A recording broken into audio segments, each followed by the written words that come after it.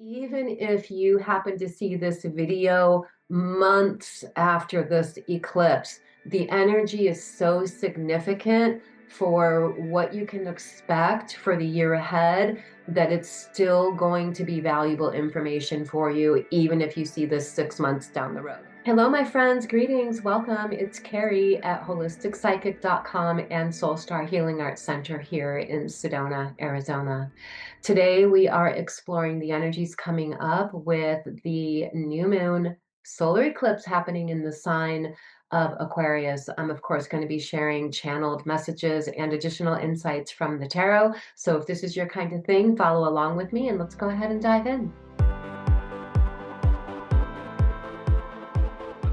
This first solar eclipse of the year is what I'm considering to be the most potently transformative eclipse of the year because of the peripheral astrological energies and aspects that are connected to the eclipse itself, which of course we're going to get into. But first, let me just share the main details about this eclipse. So the new moon solar eclipse in Aquarius is happening on February 17th at 7 a.m. Eastern time. So make your time adjustment for your location on the planet. And this new moon solar eclipse is a north node eclipse, which is like a power surge of energy that brings us all collectively into fated new beginnings. So you're going to discover in this video exactly how that is showing up for you. New moons happen once every 28 days, and they are a time of setting new intentions. It's a fresh new energy cycle. So it's commonly a time where people set intentions for themselves for what they want to empower, energize, activate, manifest, not only for the next month ahead, but really for the next 6 months ahead. And that certainly is the case with this very powerful solar eclipse.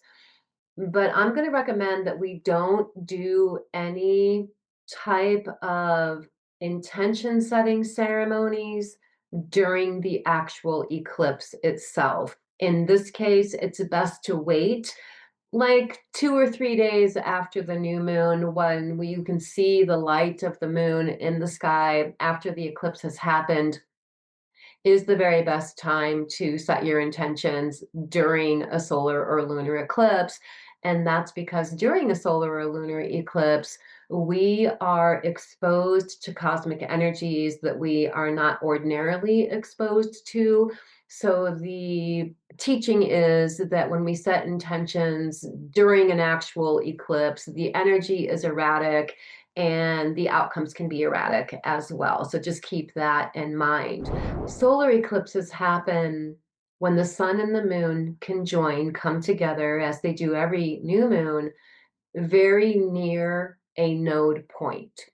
And so with this comes a merging of your unconscious mind and the conscious mind, illuminating where we need to do some course correcting shifts and changes in order to perpetuate our personal growth cycles. Aquarius is the archetype of the visionary. It's all about leading edge awareness. It's almost like being metaphorically at a mountaintop where you can see the bigger picture view of your life and tune into your inner innovation to support revolutionary, evolutionary, growth oriented change in your life.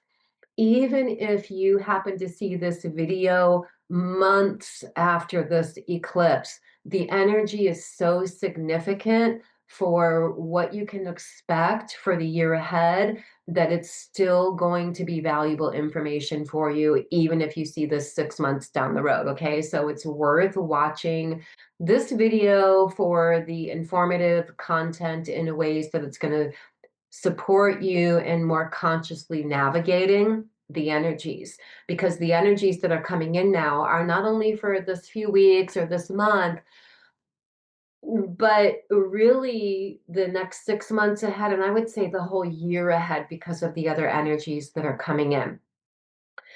The fact that the moon and the sun are at the 28-degree mark, the 28, 29-degree point is the last point of every zodiac sign. It's like the maximum expression of the energy. And so the sun and the moon are at 28 degrees and like 50 minutes of Aquarius. So this is like a maximum Aquarius energy beckoning you to step into your inner visionariness.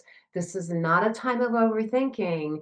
It's a time of really having more of a higher perception of you, your life, the direction you're going, what your vision is, so that ultimately you can cultivate strategy in moving forward, which is connected to the tarot card that is connected to this, which I'll talk about in a little bit. Okay, so just looking at the chart here, we have Mars at 19 degrees Aquarius, which the sun and the moon are both passing over this point as they come into the conjunction for the new moon. So Mars in Aquarius inspires innovative action, innovative change. All of us collectively are being inspired to bring our lives to that next sphere of expanded fulfillment.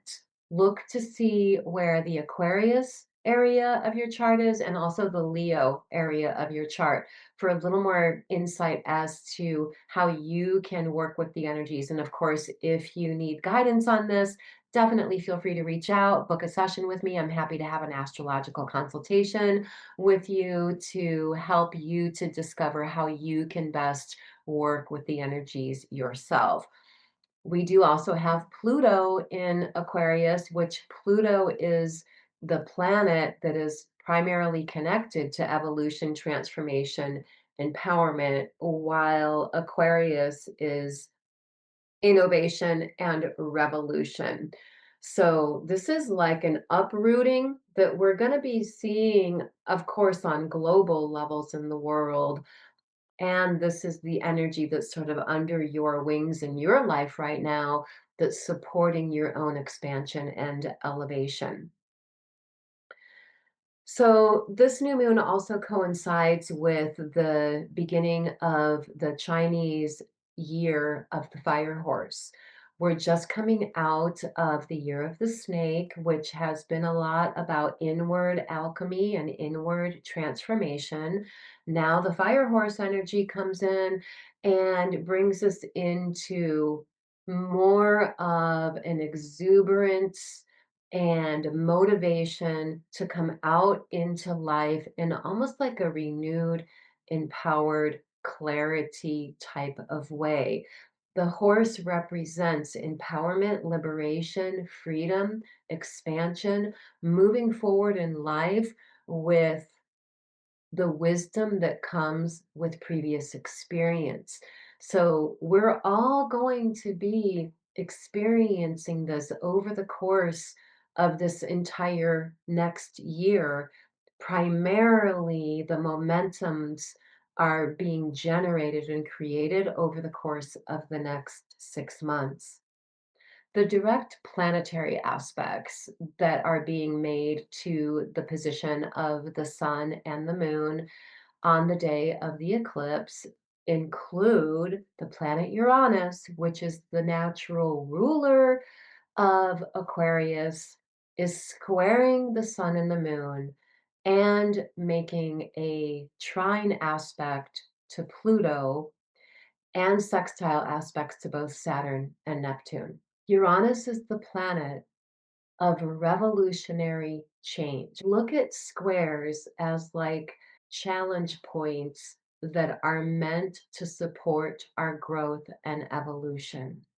So when we look at the square to Uranus, which is in the sign of Taurus at 27 degrees, squaring the sun and the moon. This is where that harnessing the power of your conscious awareness merging with your unconscious mind to become aware of where change is needed, being aware where opportunity for unexpected change is showing up for you, and using like your higher awareness intuitively to navigate that is a big part of what's showing up right now.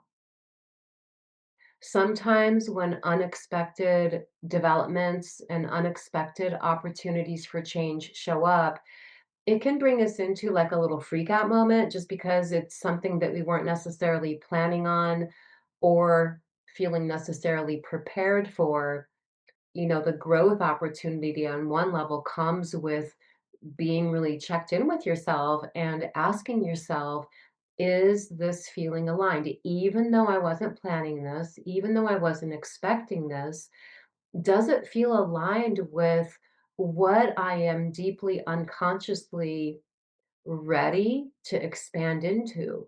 And if so, saying yes to that with the intent of really asking to be guided by spirit, God, universe, cosmic consciousness, whatever you call it, and then trusting the guidance. This energetic pulse coming in that's awakening you to the importance of trusting your inner guidance is also connected to the conjunction between Saturn and Neptune coming into the sign of Aries. Neptune is already there and Saturn is going into Aries just like 3 days before the new moon. This in and of itself is super significant. Many astrologers, including myself, have been talking about this for many months because we've all been knowing that it's coming up, and now here we are. So, Saturn and Neptune coming together in a conjunction and in an alignment with each other at 0 degrees of Aries for as far back as astrologers are able to research based on ephemeris and things like that. This has not happened to, it's believed to be at least 9,000 years ago at this exact degree point. Now, Saturn and Neptune make conjunctions to each other approximately every 36 years, but in various degree points of various signs. So even that is significant because the last time we had a conjunction at all between Saturn and Neptune was 36 years ago. That was in 1989. What were you doing in 1989? I was 21 years old then, just getting my life together. And so for me, I can look back at that point, and for you as well, if you were alive in 1989, what was going on in your life? What were you doing at that time in your life that is a noticeable sort of repeat cycle now, right? So for me in 1989, I was 21 years old, just getting my adult life together and getting a momentum going on. Now here we are 36 years later, and here I am feeling like I'm bursting into this whole new tier of fulfilling expansion. And I really encourage you to feel how it's showing up for you. Neptune is the planet of all things mystical, spiritual, intuitive, creative. It's about what we're dreaming in, and it's very connected to letting your intuition be your guide in the direction of what your deep soul centered dreams are. While Saturn comes in to bring form and structure and manifestation to those dreams. With Saturn and Neptune in Aries, it's really genuinely a once in a lifetime opportunity to say yes to what your deep, true soul ambitions are, passions are, enthusiasms, dreams, and desires. These are the quality of intentions that are being supported right now. And if it's anything less than the real, deep, true desire, if you're, for example, not really fully trusting on what that deep, true desire is, or you're talking yourself out of it because of fear of not being supported or fear of failure or whatever else, that energy is not going to be supported. And so it really is a time for contemplation, meditative awareness, tuning into, what is my deep, true ambition? We have to break out of the fear of the unknown and blaze new trails. This is a time to really let your inner freedom shine forward and lead the way, your inner exuberance. This is not a time to revert back to playing small in any type of way. This is a time to be in your full throttle, passionate exuberance, whatever that is for you.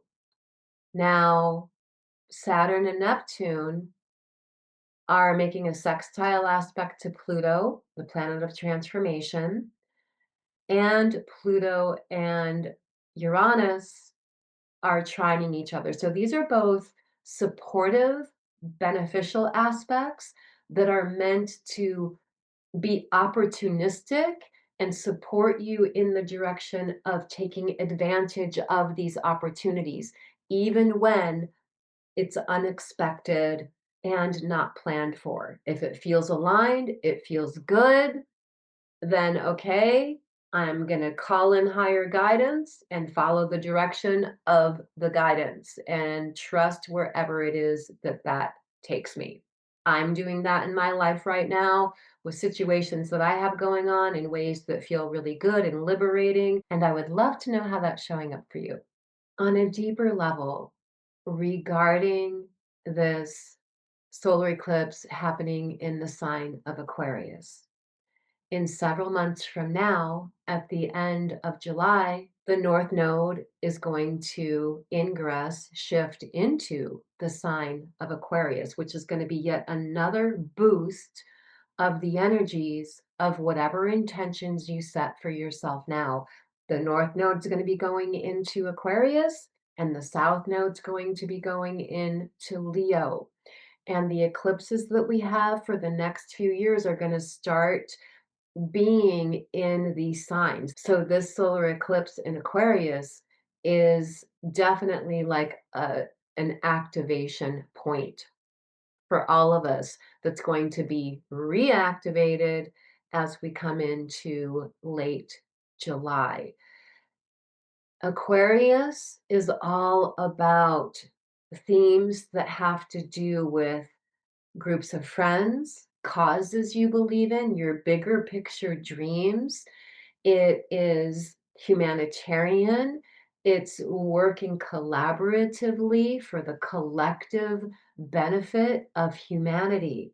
So these themes are showing up for you in some way in your life. So I want to share some insights as to how this relates to the tarot to really further drive this all home. What I looked at is what tarot card relates to the last degrees of Aquarius, since that's where the new moon is happening and the eclipse is in that sign of Aquarius.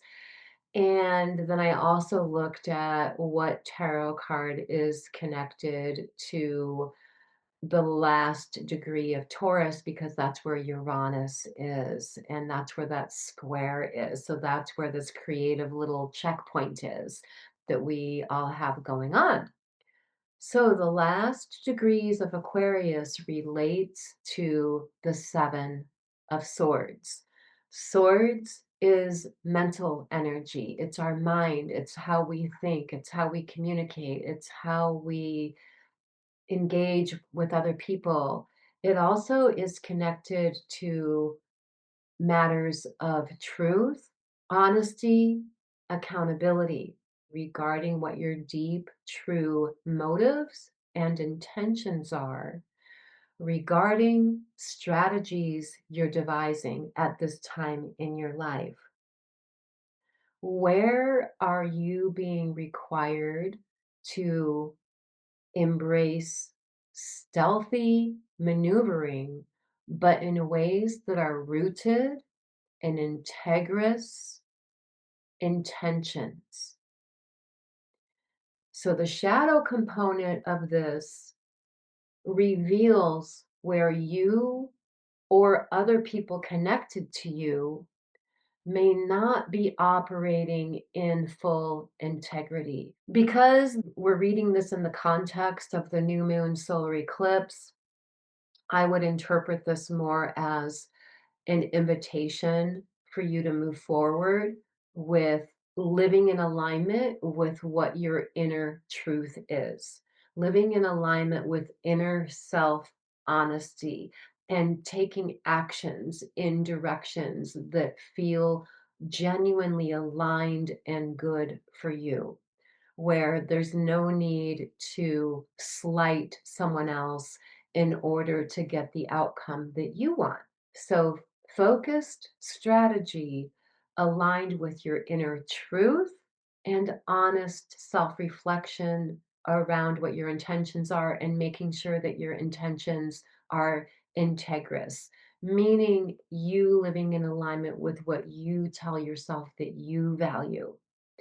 And then the Seven of Pentacles, which is related to those last degrees of Taurus, which is where Uranus is placed right now, squaring the sun and the moon. The Seven of Pentacles is an invitation for us to assess the sustainability of how we are investing our time, our energy, our resources, maybe even our literal finances. So, this is a time of reassessing what's working for me, what's not working for me. Are there areas of my life that I've been putting my energy into that aren't growing in the direction that I would need them to in order to continue to invest my energy in this way?